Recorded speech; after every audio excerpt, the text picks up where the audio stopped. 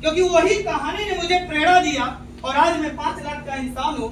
2 साल बाद मिलिएगा मैं महीने का 10 लाख वाला बन जाऊंगा, उसके 2 साल बाद वाला मिलेगा तो हो सकता मैं महीने का 20 लाख, क्योंकि अब मुझे पता चल गया कि पैसे कमाया कैसे। अब मुझे पता चल गया है कि 76,000 को टीम को 2 लाख में कन्वर्ट कैसे किया जाता है। अब मुझे पता चल गया, आप लोग आओगे तो मैं बताऊंगा कि जीरो की टीम को जीरो से कैसे आप 10,000 पे पहुंचोगे, वो सारा नॉलेज है। मेरे दोस्त कहते हैं, बड़े बुजुर्गों ने बोला है, धर्म गुरुओं ने बोला है कि इस दुनिया में जो भी कुछ होता है सिर्फ और सिर्फ ऊपर वाले की मर्जी होता है। ऐसा मानते हैं? पेड़ से अगर पत्ता हिल रहा है तो मर्जी किसकी है? किसकी मर्जी है? ऊपर वाले की मर्जी। हम और आप जिंदा हैं तो किसकी मर्जी से? ऊपर वाले की मर्जी से। हम और आप बीमार होते हैं तो मर्जी किसकी होती है? जो भी कुछ होता है किसकी मर्जी से होता है? सिर्फ और सिर्फ ऊपर वाले की मर्जी से। मेरे दोस्त, अगर आपने ये बात मान लिया, कबूल कर लिया कि हर चीज ऊपर वाले की मर्जी से हो रहा है, तो मैं आपसे पूछना चाहता हूँ, जितने भी हमारे नए दोस्त यहाँ पहली बार आए, मैं आपसे पूछना चाहता हूँ, आज आप यहाँ पर बैठे हो, आज यहाँ पर आए हैं तो किसकी मर्जी से आए? ऊपर वाले की। किसकी मर्जी से आए? ऊपर वाले। सिर्फ ऊपर वाले की मर्जी से आए। आपको लगता है कि हाँ किसी ने मुझे यहाँ पर बुलाया, आपका कोई दोस्त बुलाया होगा, कोई रिश्तेदार बुलाया होगा, लेकिन वो तो एक माध्यम है। मर्जी किसकी थी? ऊपर वाले। अब ऊपर वाले ने आपको क्यों बुलाया वो कहानी से मैं क्लियर करना।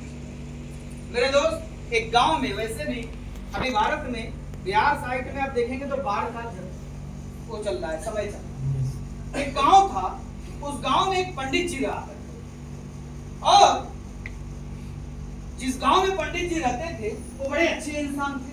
पंडित जी बहुत ही नेक इंसान थे, वो कभी भी किसी का बुरा नहीं किए थे, मतलब वास्तव में एक अच्छे इंसान। लेकिन जिस गांव में वो रहते थे उस गांव में अचानक एक दिन बाढ़ आ जाती। बाढ़ आने के बाद सब लोग डूबने लगते हैं, मरने लगते हैं। तो पंडित जी ने ऊपर वाले को याद किया कि हे हनुमान जी, वो हनुमान जी के भक्त थे। पंडित जी ने बोला कि हे हनुमान जी मेरी रक्षा करो।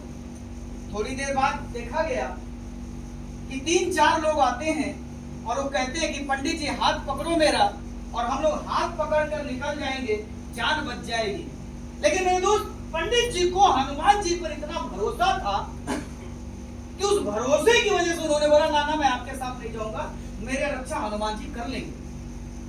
पानी और बढ़ता चला गया, पंडित जी घर के छत पर चले गए, और जब वो छत पे चले जाते हैं, पानी घर की छत पर है और छत पे जाने के बाद इतना पानी पंडित जी ने हनुमान जी से दोबारा प्रार्थना किया कि प्रभु जान बचा लो, पानी बहुत भर गया, घर डूब गया।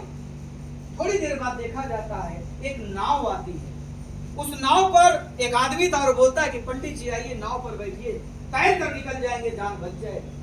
पंडित जी बोले देखो प्रभु आपका बहुत बहुत धन्यवाद, लेकिन मुझे हनुमान जी पे भरोसा है, वो मेरी रक्षा जरूर करेंगे। पंडित जी नाव पर नहीं बैठे, इतना विश्वास उनको हनुमान जी पर था।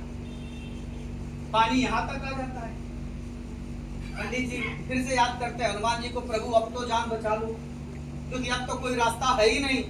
इतने में हेलीकॉप्टर आता है, वो रस्सी फेंकता, कहता पंडित जी रस्सी चढ़ के आ जाओ, सीढ़ी वाला रस्सी था, उड़ के चले जाएंगे, जान बच जाएगा।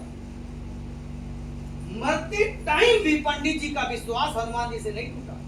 वो बोले ना हनुमान जी रक्षा कर देंगे। हेलीकॉप्टर चला जाता, वो पंडित जी उस पे नहीं बैठते। उसके बाद पानी ऊपर होता है, पंडित जी डूब जाते हैं और मर जाते हैं। हमारे विद्वानों ने, पूर्वजों ने, धर्म गुरुओं ने बोला है कि जो भी इंसान अच्छा काम करता है, कभी गलत नहीं करता है, उसे स्वर्ग लोक में स्थान मिलता है।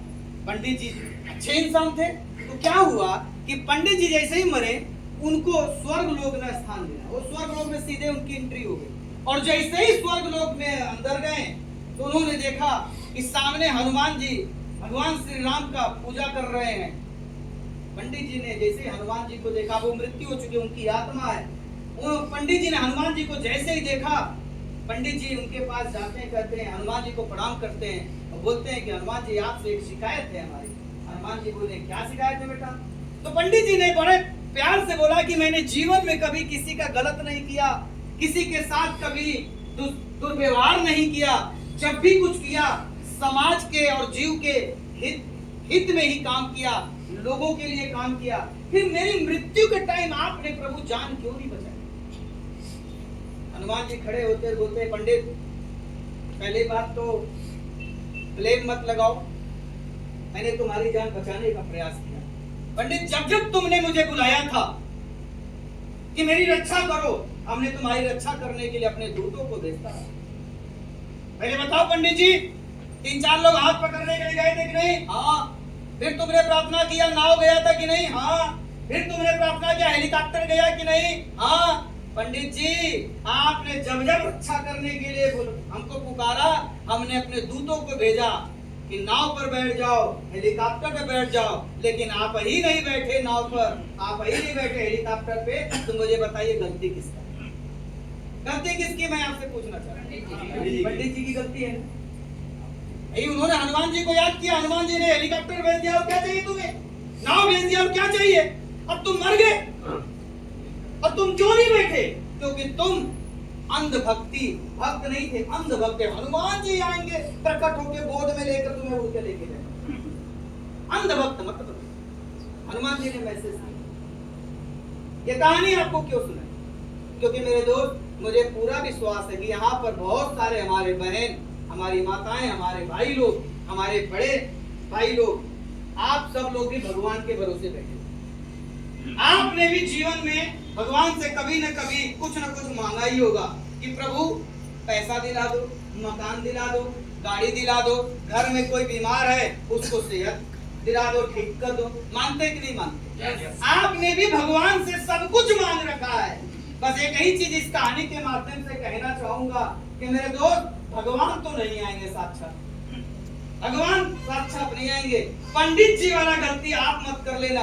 आपका हर एक चीज भगवान पूरा करेंगे, बशर्ते पूरा करने के लिए एक दूत भेज दें। 2018 में मेरे जीवन में एक दूत आए, जिन्होंने मुझे बताया कि बेटा तू टैक्सी मत चला, डायरेक्ट सेलिंग कर ले। दूत के रूप में भगवान ने मुझे भेज दिया और मैंने कंपनी ज्वाइन कर लिया, महीने का 5 लाख कमा। आज एक दूत आपके भी घर में गया होगा या फोन के माध्यम से, किसी माध्यम से, कि भैया आ जाओ कंपनी का प्लान देख लो। क्योंकि यहाँ पर पैसा नहीं लगाना, किसी को मूर्ख नहीं बनाना है। आप भी कल को पैसे कमा सकते हो। लेकिन प्रॉब्लम क्या है कि अगर आपने पंडित जी वाली गलती कर दिया तो मेरे दोस्त शायद आप भी पैसे न कमा पाए, या अगर कोई बीमार हो तो वो भी शायद बेचारा ठीक ना हो। मैं पहले बता दे रहा हूँ कि आप लोग भी बहुत अच्छे इंसान हैं।